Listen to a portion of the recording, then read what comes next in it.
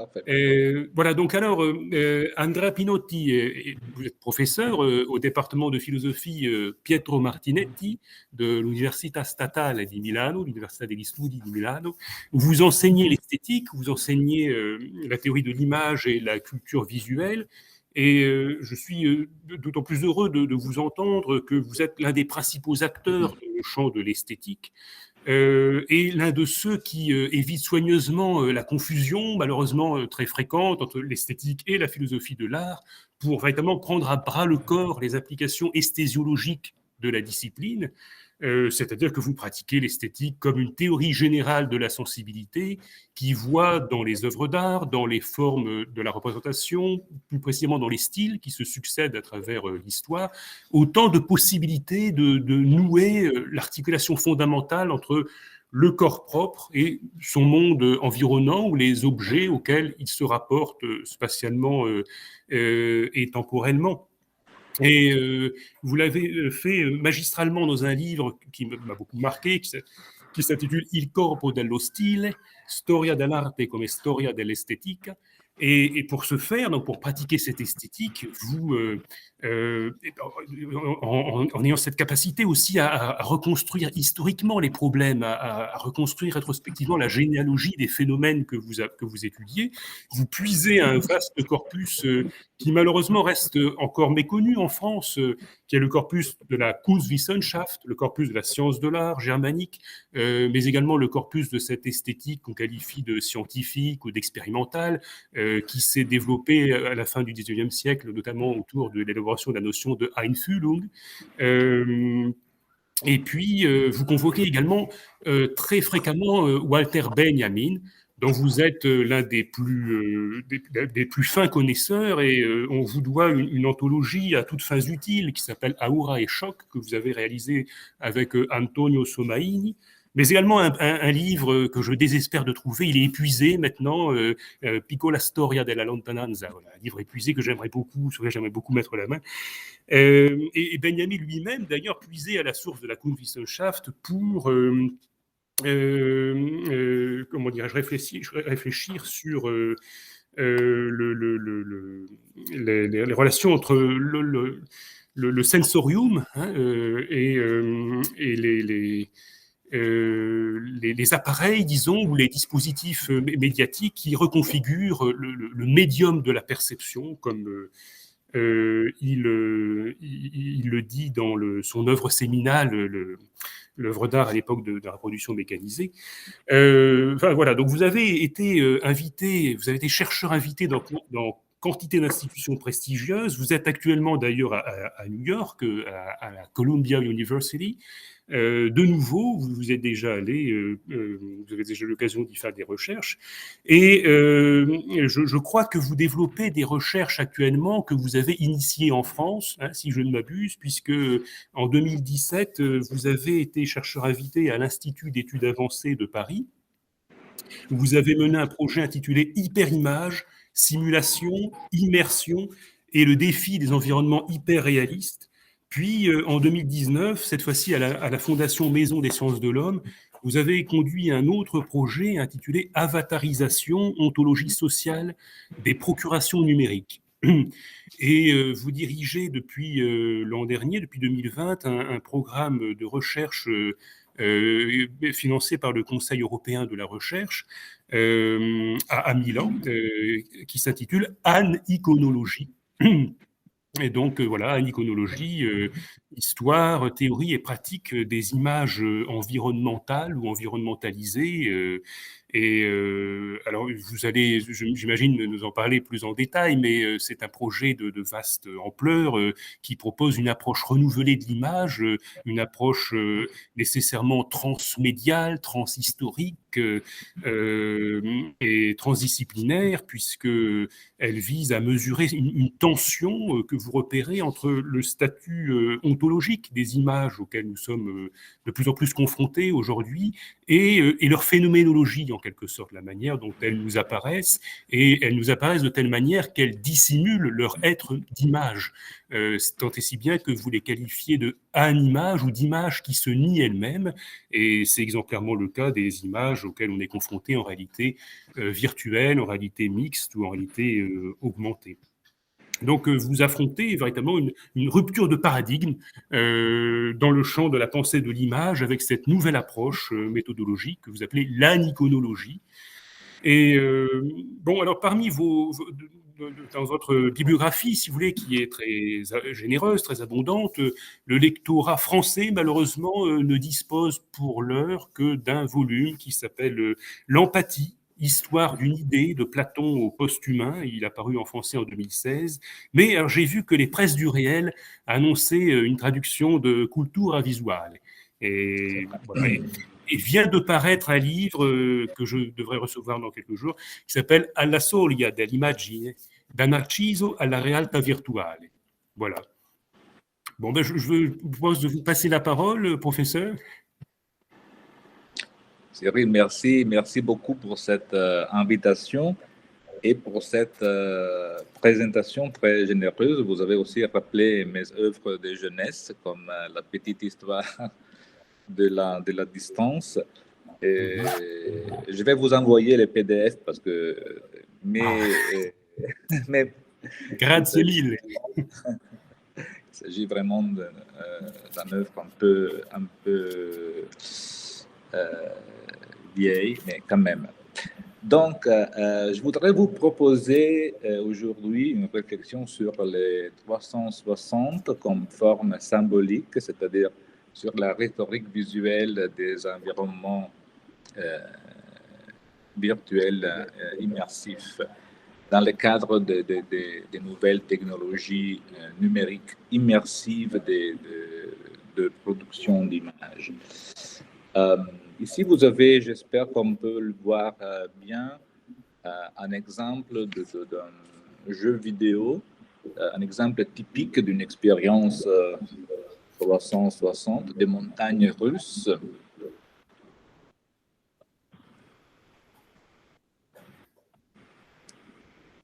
Évidemment, ici, on le traduit sur un écran, mais on doit s'imaginer comme le mec là, une immersion complète.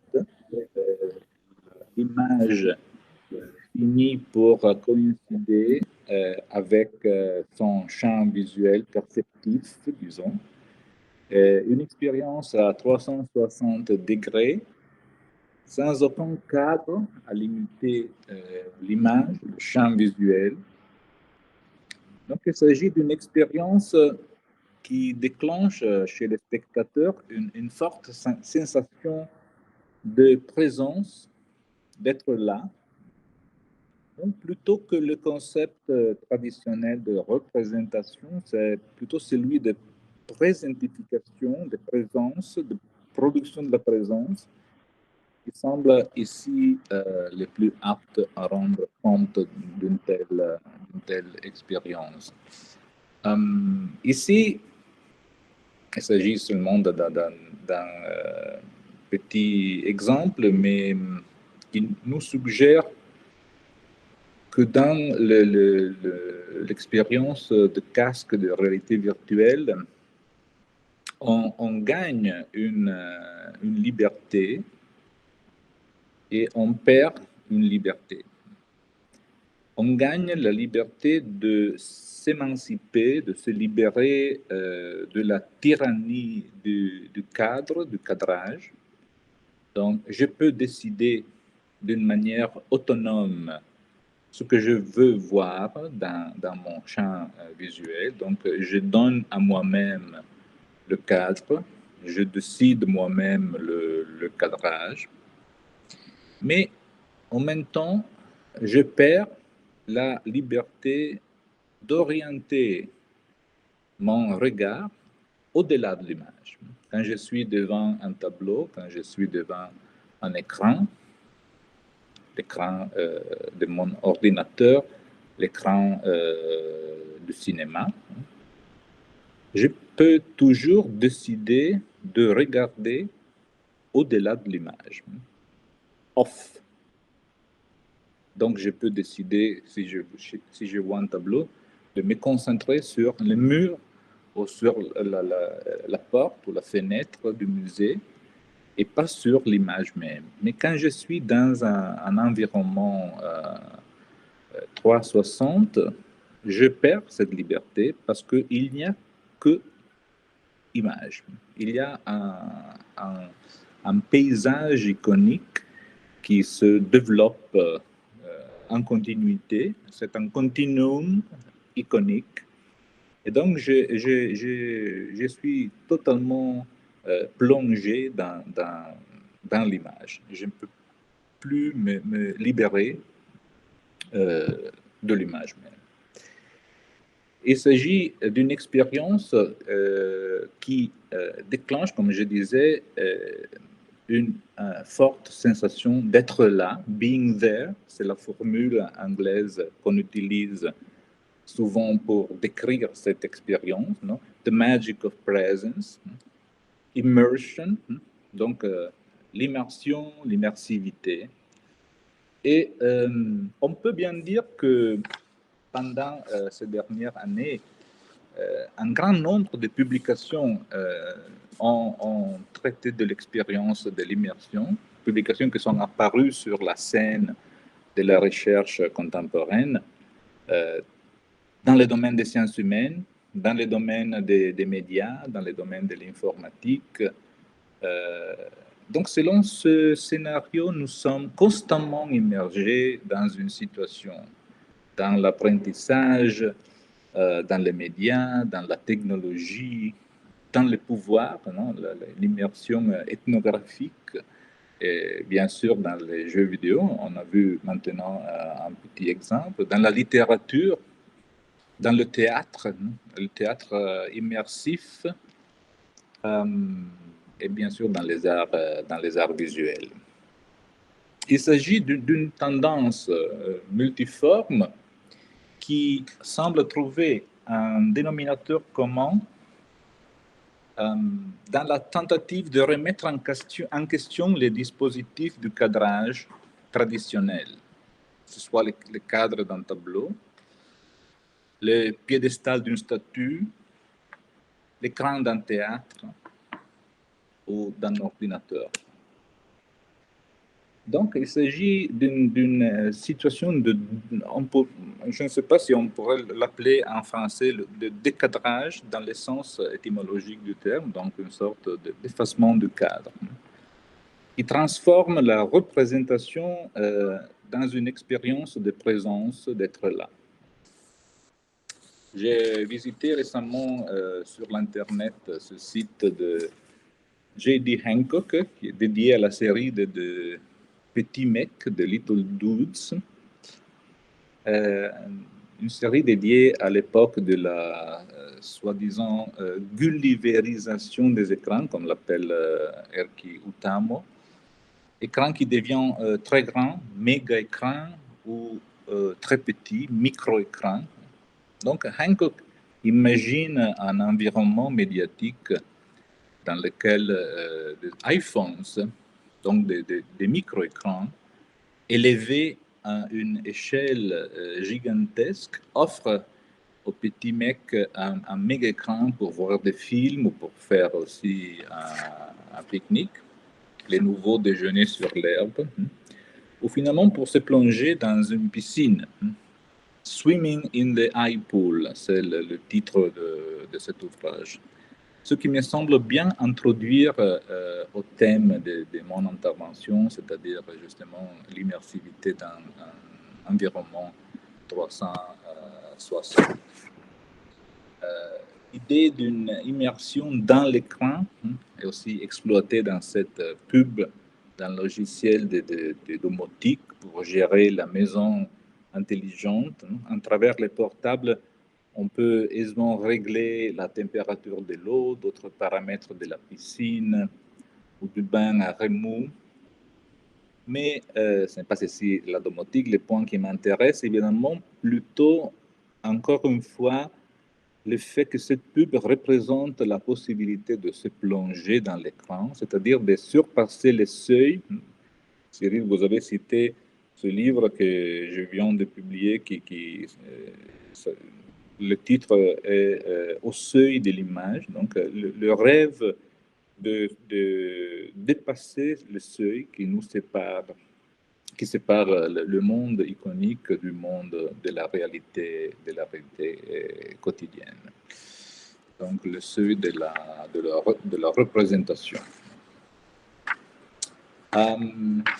Non seulement des expositions sur l'art immersif 360 sont organisées, comme celle qui avait été organisée par le ZKM à Karlsruhe, qui présente des œuvres d'art numérique immersives, mais les expositions même deviennent immersives dans leur modalité d'affichage, dans leur stratégie de présentation, de sorte que même Van Gogh ou Klimt ou d'autres artistes peuvent devenir immersifs.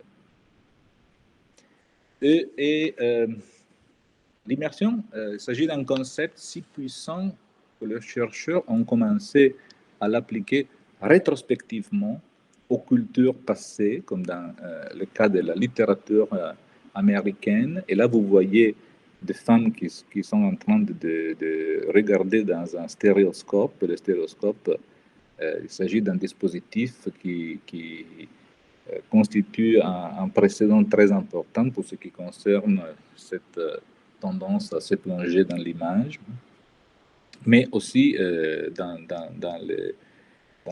l'époque médiévale, immersion im Mittelalter, immersion au Moyen-Âge. Et je dois dire que opérations de ce type ne doivent pas être facilement rejetées comme anachroniques, parce que le désir d'entrer dans un monde alternatif, dans une autre dimension iconique parallèle à la réalité, il s'agit d'un désir très ancien, je voudrais dire peut-être ancestral, car il est attesté dans des mythes intemporels.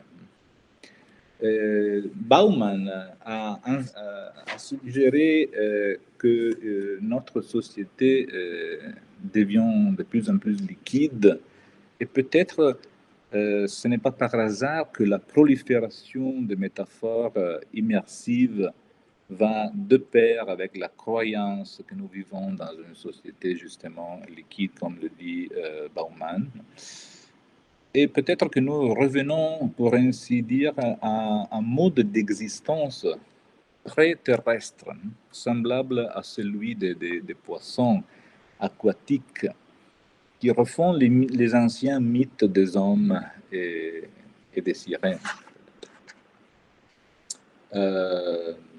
Je parlais de mythes de l'Antiquité, des mythes sans temps, intemporels, parce que le désir contemporain de se plonger à travers des dispositifs de réalité virtuelle comme l'Oculus Rift, vous voyez ici en bas à droite, dispositifs qui promettent la magie de la présence, s'enracinent dans une tradition, on pourrait dire, immersiviste, très ancienne, qui remonte jusqu'à la légende de Narcisse. Il s'agit d'une longue durée qui nécessite, je pense, une reconstruction d'archéologie des médias, ou de généalogie, si vous voulez, des médias. Donc une archéologie de l'immersion. Il s'agit d'une légende célèbre, celle de Narcisse, le beau jeune qui tombe amoureux de sa propre image reflétée dans l'eau, ici représentée par une peinture pompéienne et par les très connus tableaux attribués au Caravage. Mais comme toutes les légendes mythiques, celle de Narcisse aussi se décline de manière différente. La plus connue est la variante par Ovide, frustré.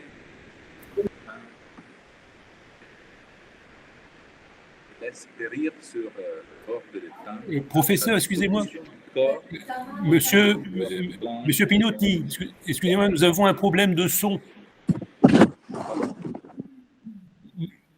Nous avons un problème de son, nous ne vous entendons plus. Maintenant, c'est mieux? Voilà, c'est mieux, oui. OK. Merci. Donc, je vais répéter ce que j'étais en train de dire sur Narcisse, peut-être. Attendez, enfin, la source sonore s'éloigne, nous ne vous entendons plus aussi bien qu'auparavant. Moi, je vous entends très bien maintenant, mais est-ce que vous avez encore des problèmes à m'entendre? Alors là, oui. Là, nous vous entendons.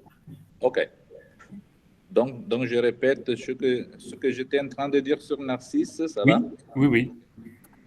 Alors, je disais qu'il y a des déclinations différentes de la légende de Narcisse. La plus connue est celle d'Ovide, donc les jeunes se laissent périr sur les bords de l'étang et la dissolution de son corps produit les fleurs blanches et jaunes qu'on connaît avec justement le nom de Narcisse. Mais dans une version plus rare, adoptée parmi les autres par les philosophes Plotin, Narcisse se plonge dans l'eau pour se joindre à son aimé, donc à son image même reflétée, donc à soi-même, et il meurt noyé, donc un destin qui nous révèle peut-être déjà les risques mortels liés à l'annulation du seuil de l'image.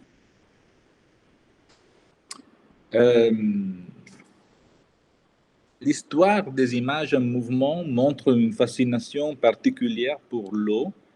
Le premier cinéma avait déjà fait un pacte avec l'expérience de l'immersion, comme le montre ce film de Edison de 1900. Mais évidemment, le pacte entre images en mouvement et l'eau sera ensuite réaffirmé et renforcé par le développement successif d'une cinématographie visant à ce qui a été défini comme un véritable enwaterment. Il s'agit d'un mot qui combine l'eau, le water, et l'embodiment, une sorte d'incarnation dans le même par le spectateur qui est incorporé dans une dimension liquide et fluide. Il s'agit ici seulement de quelques exemples célèbres. C'est dans les scénarios qu'on appelle les post-cinéma. C'est la réalité virtuelle, la technologie qui promet l'application la plus engageante à cet égard, à tel point qu'on s'est demandé très récemment si le futur de la réalité virtuelle sera sous l'eau. Et effectivement, l'immersivité ici semble prise à la lettre comme plongement dans un environnement sous-marin. En 2020, Pierre Friquet, un artiste qui réalise des environnements virtuels immersifs, a présenté l'œuvre Spaced Out, donc, dont on fait expérience nageant sous l'eau avec un casque pour la réalité virtuelle, un casque imperméable dessiné par Ballast Technologies. Il s'agit d'un voyage liquide de la Terre à la Lune qui, comme récitent les communiqués de presse, permet une immersion complète. Flotter dans l'eau avec les VR goggles devient une simulation spatiale, car l'absence de gravité immerge tous les sens.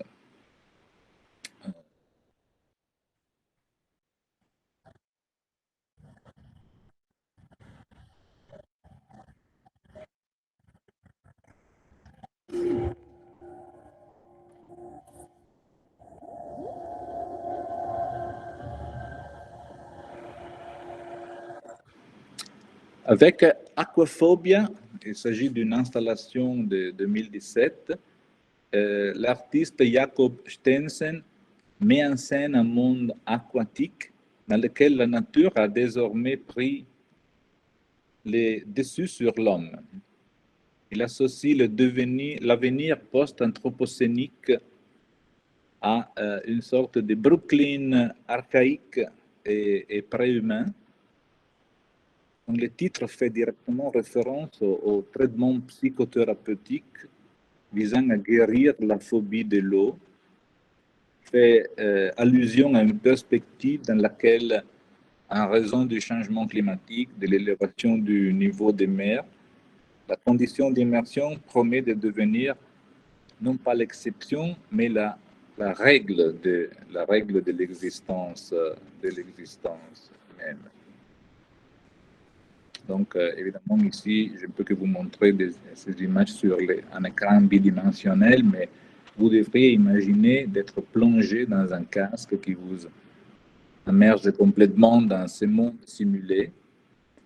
Et c'est important aussi de comprendre que ce que vous voyez maintenant, c'est seulement une des possibles expériences que l'utilisateur peut avoir dans l'œuvre immersive. Parce qu'il s'agit d'une sélection de cadrage qui a été déterminée par une décision individuelle.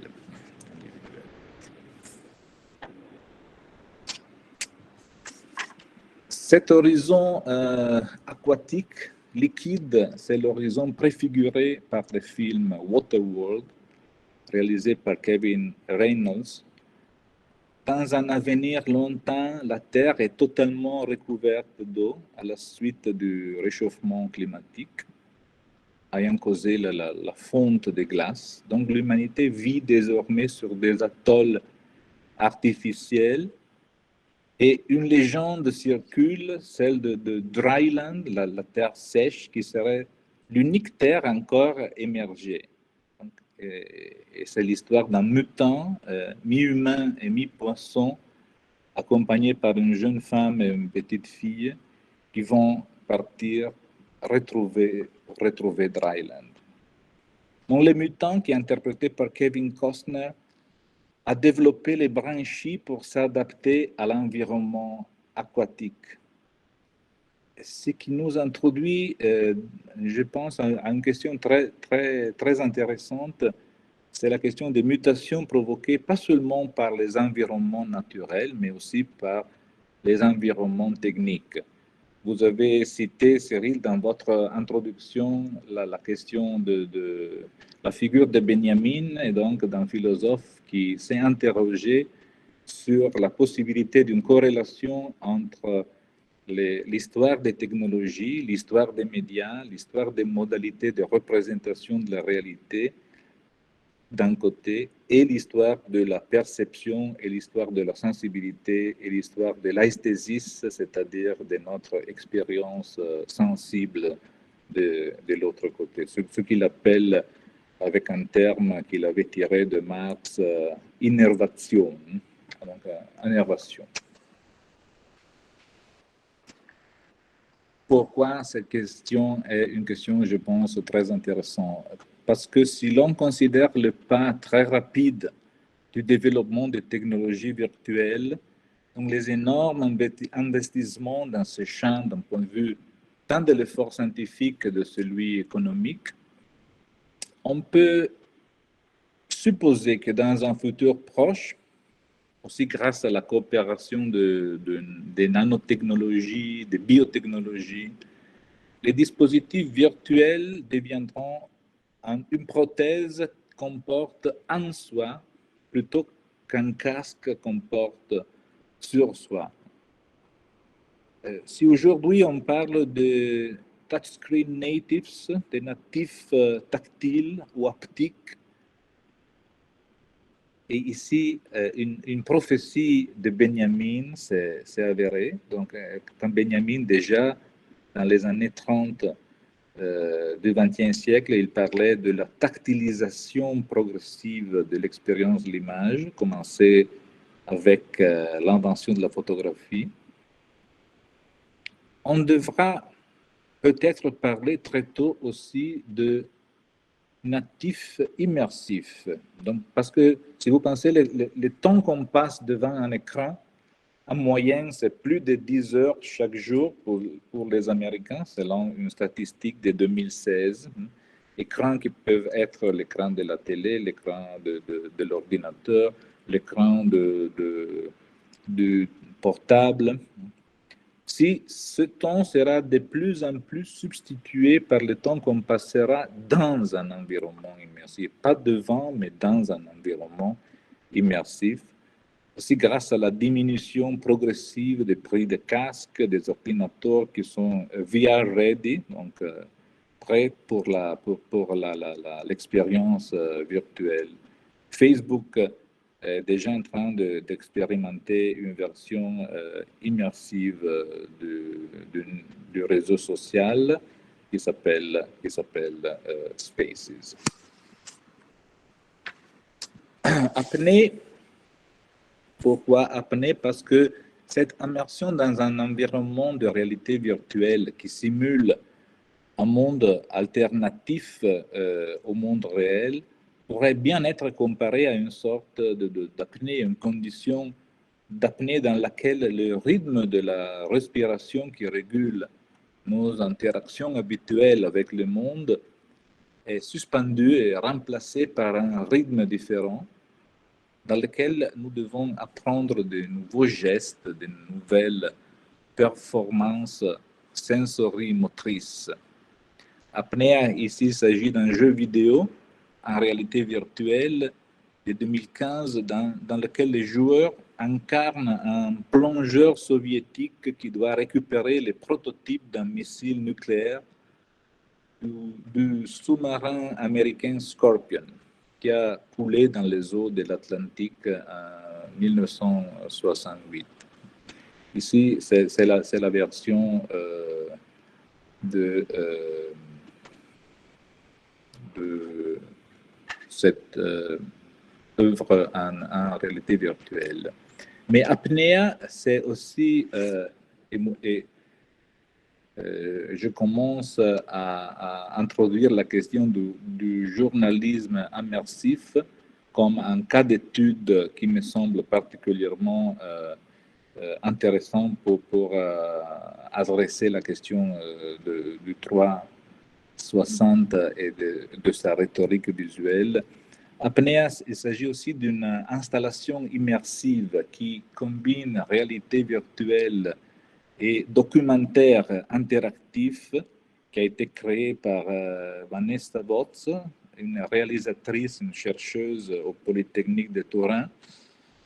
Et il s'agit d'une œuvre qui est dédiée au naufrage tragique en 2013 dans la mer de Lampedusa en Italie, dans lequel au moins 368 migrants sont morts en péri.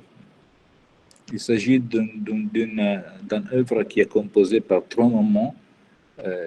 Une salle d'exposition dans laquelle on peut visionner des photographies, des vidéos, des documents relatifs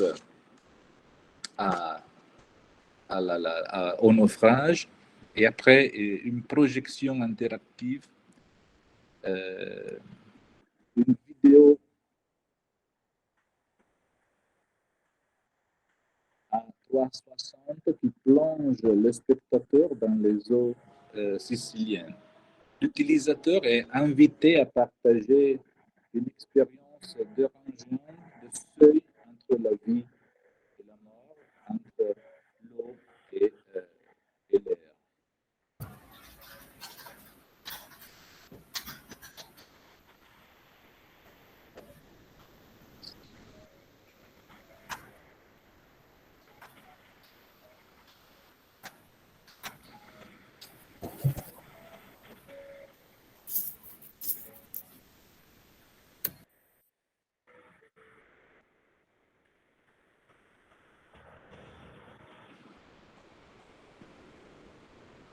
Donc, nous avons ici une sorte de polarisation entre le risque d'une immersion qu'on pourrait appeler ou qualifier de antibiotique, c'est-à-dire des risques contre la vie, antibios, et aussi une immersion dans le sens positif, probiotique, qui nous ouvre à une expérience qui nous permet de partager des destins, dans ce cas de migrants. Et donc, ici, d'empathiser, c'est une question aussi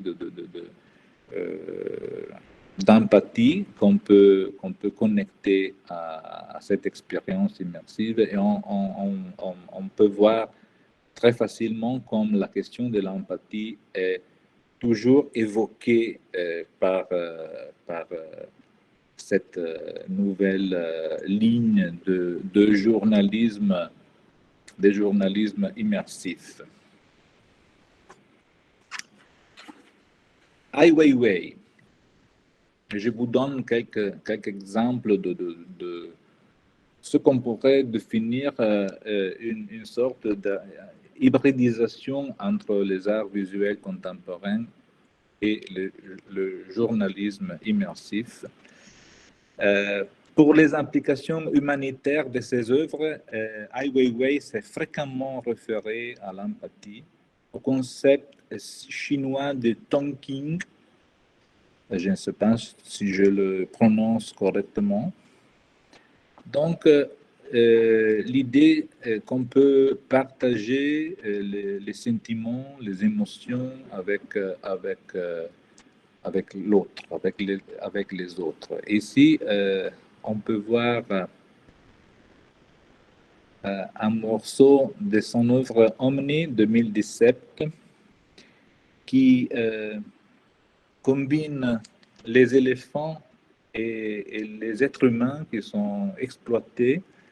Donc, une vision de déracinés animaux humains alors qu'ils subissent diverses formes de déplacement, ce qui permet aux spectateurs de se mettre dans la peau et des animaux et des réfugiés qui sont présentés comme appartenant au même destin. Et encore une fois, ici, je vous offre ce qui a été ma propre expérience, mon propre cadrage, ma propre sélection de ce qu'on pouvait voir dans l'œuvre de Ai Weiwei. Parce que j'ai tourné mon regard, je me suis concentré sur certains aspects de l'œuvre, mais peut-être, comme certains ont souligné, les œuvres en 360 produisent aussi une certaine peur, une certaine angoisse de ne pas voir ce qui dans l'œuvre est important. Parce qu'on a la liberté. Excusez-moi un peu. Oui, nous rencontrons de nouveau des problèmes de son. Votre voix parvient un peu étouffée. Je pense, Cyril, qu'il s'agit du fait que l'audio des vidéos produit en interférence avec l'audio. Ouais. Alors, j'essaye de limiter la projection. Maintenant, vous entendez bien? Oui, parfaitement, oui. OK. Alors, Catherine Bigelow aussi, elle a elle a réalisé un vidéo en 360, un documentaire en réalité virtuelle qui est consacré à la vie des rangers qui sont engagés dans la défense des éléphants, encore une fois éléphants, contre les braconniers dans le parc national de Garamba, dans la République démocratique du Congo. Et à qui lui demandait la raison de son VR turn, de ce choix de passer à la réalité virtuelle. Bigelow a répondu sans hésiter, c'est une question d'empathie. Je pense que la simple réponse, c'est l'empathie. Je vous montre, sans parler, un morceau de ce documentaire.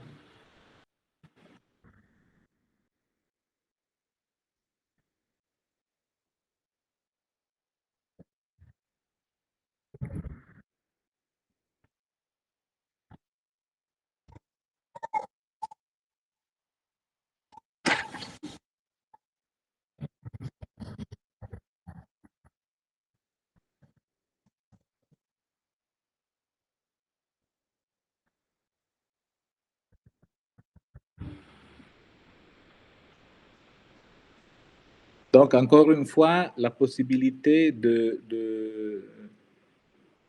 d'expérimenter une vision en première personne, donc une forte sensation d'être là parmi les Rangers et partager avec les Rangers la situation, même d'un point de vue psychophysiologique, je dirais. Donc, la possibilité de partager des réactions aussi qui sont viscérales.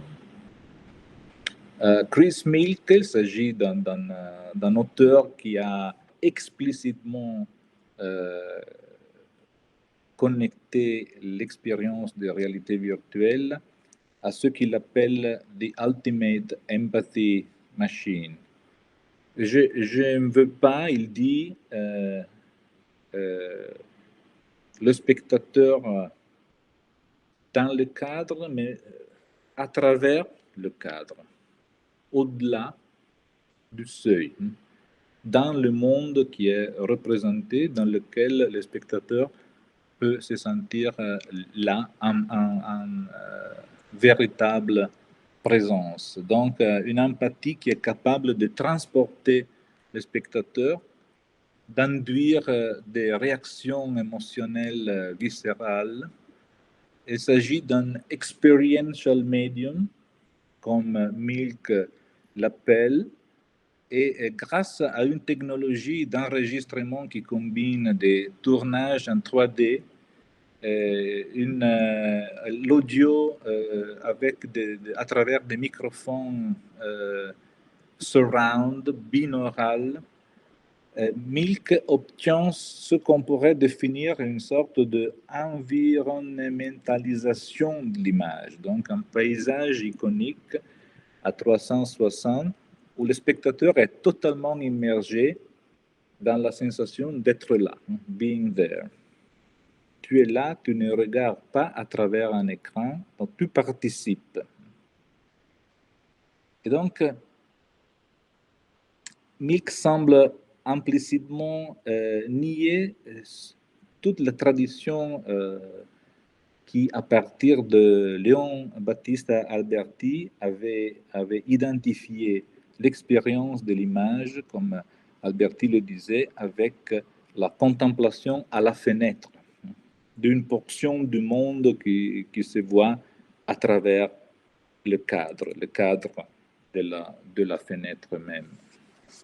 Et Milk a tourné des documentaires pour les Nations Unies, par exemple Clouds over Sidra. Il s'agit de l'histoire de Sidra, une jeune fille syrienne de 12 ans dans un camp de réfugiés en Jordanie, mais aussi le cas de DeConte Davis, Waves of Grace, une jeune femme libérienne qui a survécu à l'expérience de l'épidémie d'Ebola. Je vous montre un petit morceau de Clouds over Sidra pour vous donner une idée.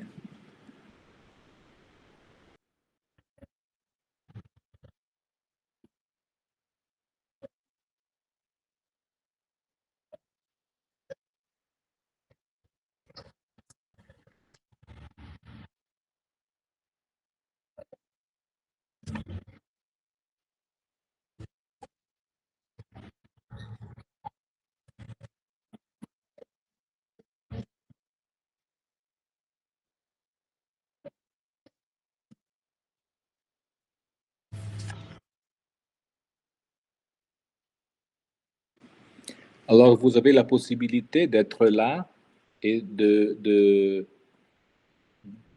partager l'environnement avec Sidra, la maison, l'école, les chambres où elle joue avec ses amis. Et Milk, il est très optimiste pour ce qui concerne la possibilité de changer,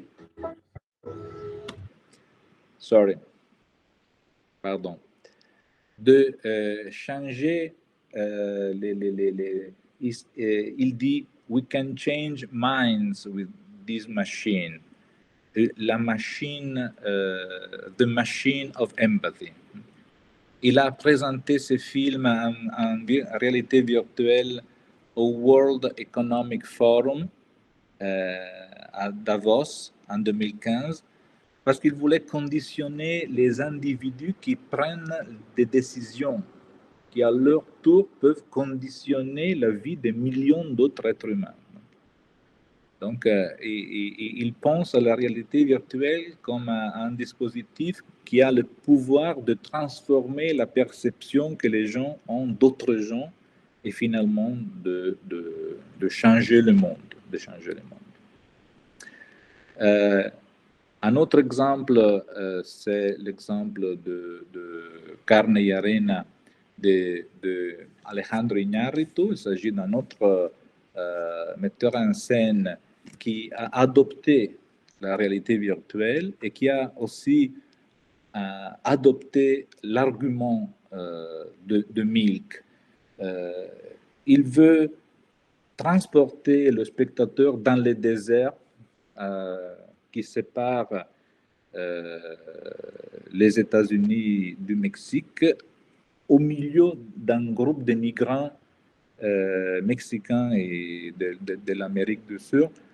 Ils sont du Sud qui sont surpris par la police américaine alors qu'ils essayent de passer de façon illégale la frontière. Et alors, Iñárritu aussi déclare explicitement que empathie, compassion sont les inclinaisons que son œuvre en réalité virtuelle doit promouvoir. Il est intéressé, il dit, à l'humanité et il veut que le spectateur partage les expériences d'un point de vue de la sensation, de l'émotion, même du physique même des migrants. Et ici, je vous montre un morceau.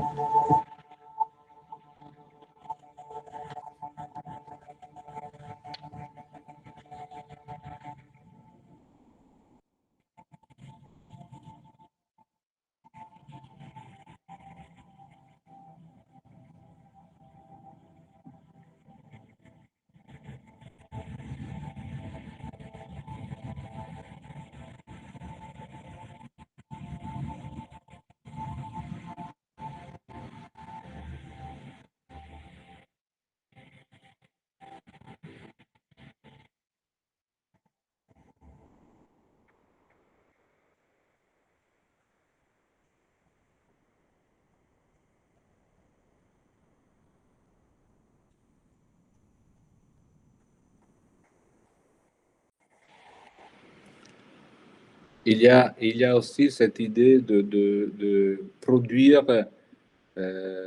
avec la sable, avec les sons, avec les vents, une expérience multisensorielle et pas seulement audiovisuelle de la situation, de l'environnement du désert. Je ne peux pas vous montrer mon expérience parce que il n'y a pas la possibilité d'enregistrer l'expérience et même sur l'internet on ne trouve pas de morceaux ou des expériences enregistrées de cette œuvre, ce qui pourrait nous mener à réfléchir aussi sur une dimension élitaire de ces œuvres qui ne sont pas facilement accessibles.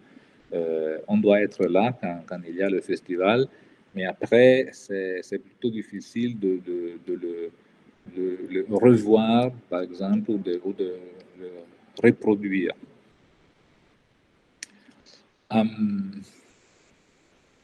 Le cas que j'ai mentionné devrait être examiné dans leur spécificité.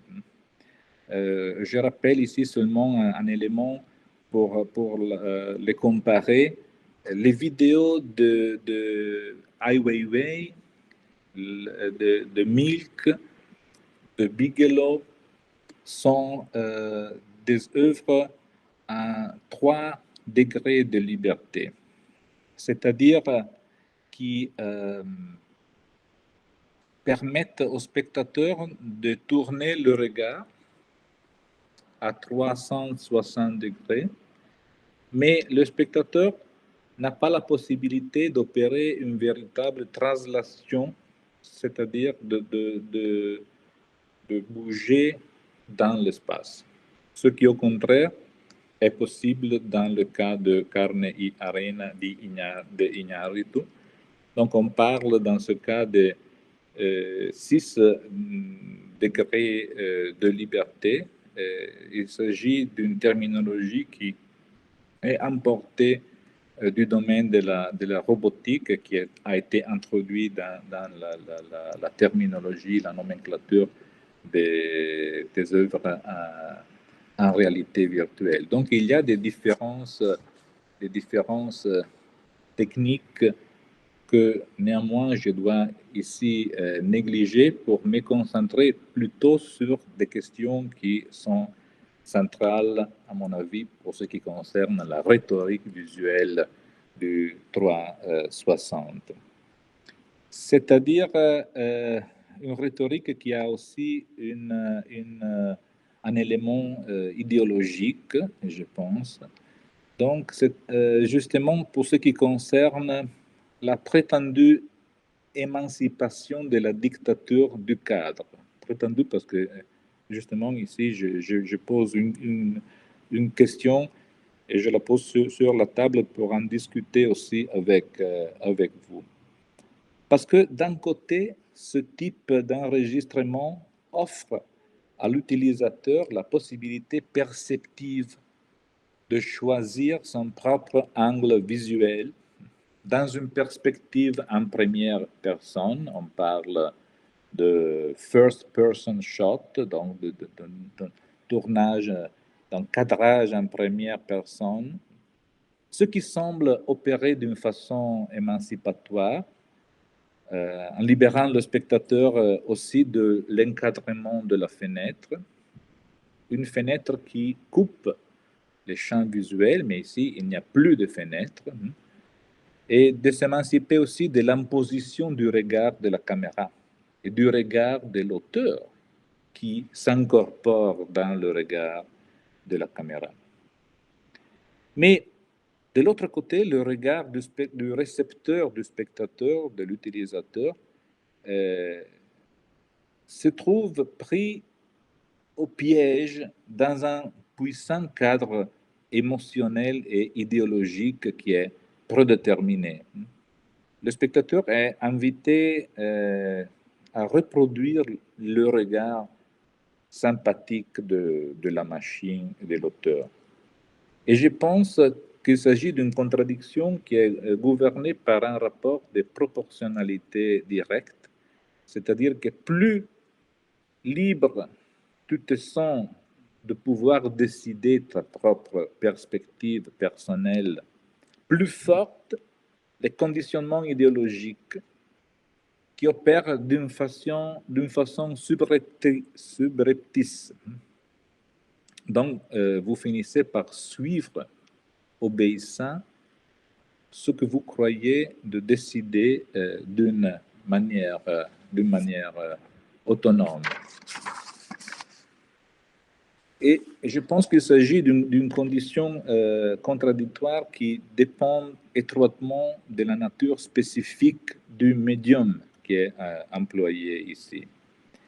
Donc, il s'agit d'un médium qui tend à annuler ou à critiquer radicalement les fondations de la structure traditionnelle concernant la réception des images.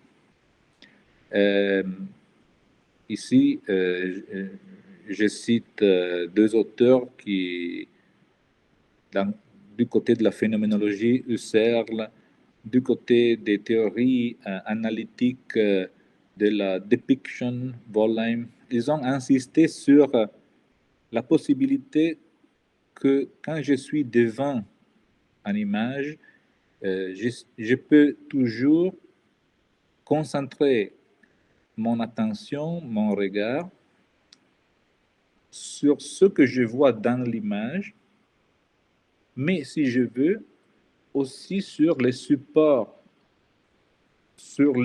matériel qui soutient l'image même. Donc, sur les aspects matériaux du médium. Husserl avait dit que quand j'ai une expérience perceptive d'image, il s'agit d'une expérience complexe, dans laquelle je peux voir, par exemple, un tableau sur un support matériel, mais je peux aussi me concentrer sur la matière même. Les craquelures, par exemple, sur un tableau, un support en bois, les craquelures de la matière.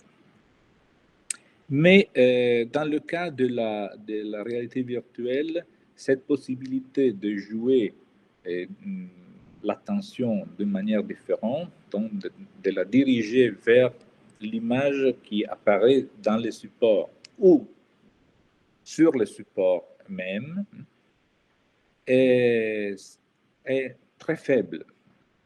Très faible parce qu'il s'agit d'un médium qui tend à se présenter comme un médium immédiat, comme un médium transparent. L'opacité du médium, l'opacité du support matériel est quelque chose qu'on ne peut pas facilement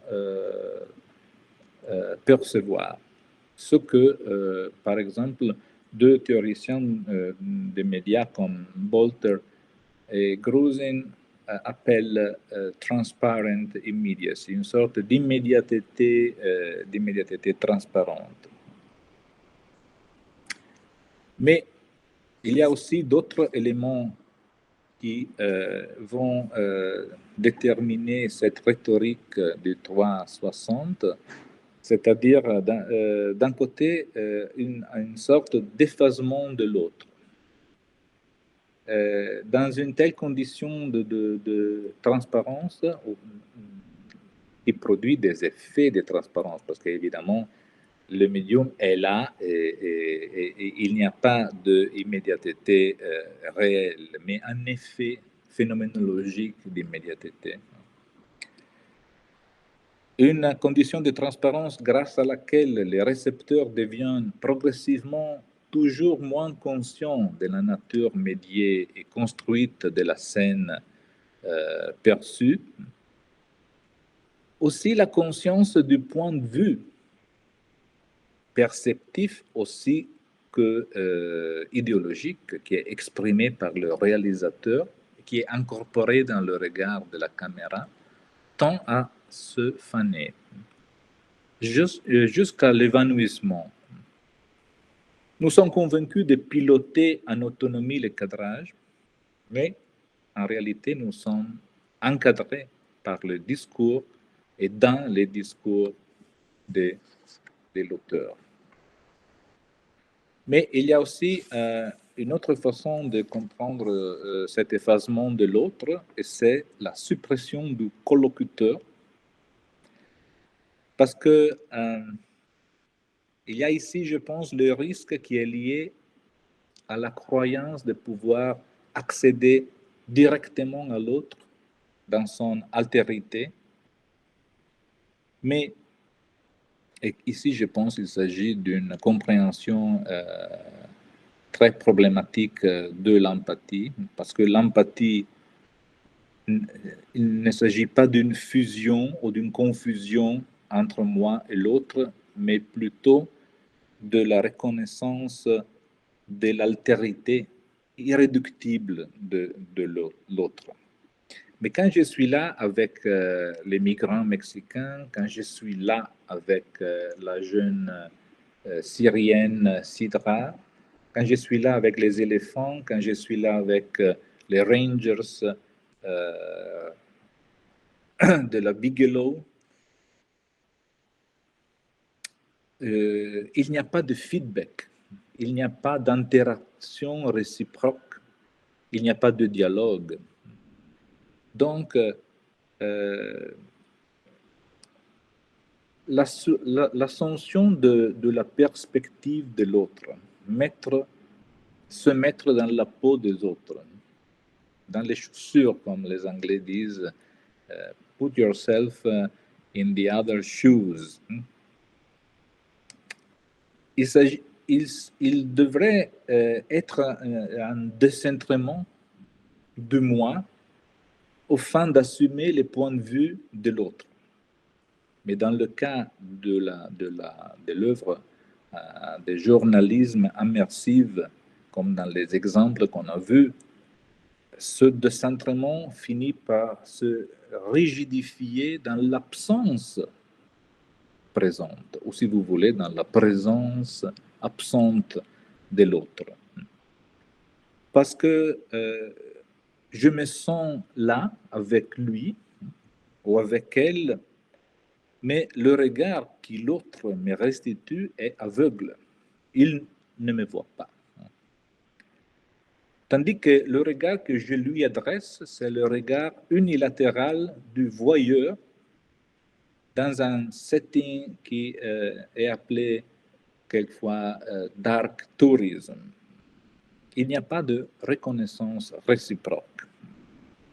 Et je pense qu'il s'agit d'un aspect qui est intimement lié à la nature du dispositif, à la nature de l'appareil immersif. Les tournages avec caméra à 360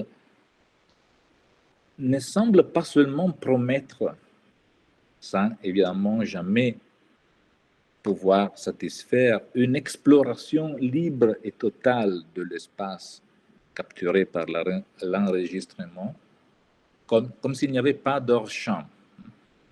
Comme s'il n'y avait pas d'hors-champ. Mais c'est évidemment quelque chose qui n'est pas vrai, parce que on a établi la position de la caméra 360. C'est pas vrai qu'on peut explorer l'espace dans sa totalité. Mais ce dispositif semble aussi promettre, sans évidemment aussi pouvoir jamais le satisfaire, un gain progressif de connaissance et d'introspection de l'autre. Mais l'autre ne réagit pas quand je suis là. Donc l'interlocution, la collocution, le fait d'être ensemble dans un dialogue n'est pas possible. Et c'est justement parce que la scène est enregistrée. Donc on pourrait répéter, je pense, pour ces œuvres en réalité virtuelle, ce que Roland Barthes avait appelé le « ça a été » de la photographie, quand il dit le noème, le temps spécifique, le passé de la photographie. Parce que malgré le fait d'être là, qui est produit par l'environnement immersif, malgré la possibilité d'explorer l'espace en directions différentes, je ne serai jamais capable de transcender, d'aller au-delà ou de modifier les centres d'enregistrement de la caméra à 360, ni d'obtenir un accès différent à la sphère subjective, émotionnelle, existentielle des personnes que je rencontre dans ce monde. Ça ne serait possible que dans le contexte d'une relation effectivement intersubjective, c'est-à-dire justement empathique quand il y a un dialogue, quand je gagne une conscience progressive de l'autre dans ses pensées, dans ses sentiments, intentions, motivations. Je peux me tromper, évidemment. Je suis exposé au risque de malentendus dans mon commerce social mutuel avec l'autre, ce qui n'est pas possible dans un enregistrement. Et là, je vais vers la conclusion de mon intervention pour vous proposer une réflexion sur la notion d'autopsie, parce que autopsie, si on considère le nom d'un point de vue étymologique, c'est l'autos, optos, je l'ai vu avec mes propres yeux, donc j'étais là dans les champs avec les migrants, avec les réfugiés, mais plutôt dans le cas du journalisme immersif, il s'agit d'une autopsie dans le sens plus, comment dire, pathologique de l'examen post-mortem, parce que la situation a été enregistrée, ça a été, comme Barthes disait, et il s'agit plutôt d'une situation qui est congelée et qui ne me permet pas une véritable empathie. Et je pense que là, on devrait vraiment réfléchir sur cette question parce qu'elle est au cœur de la rhétorique visuelle des environnements 360.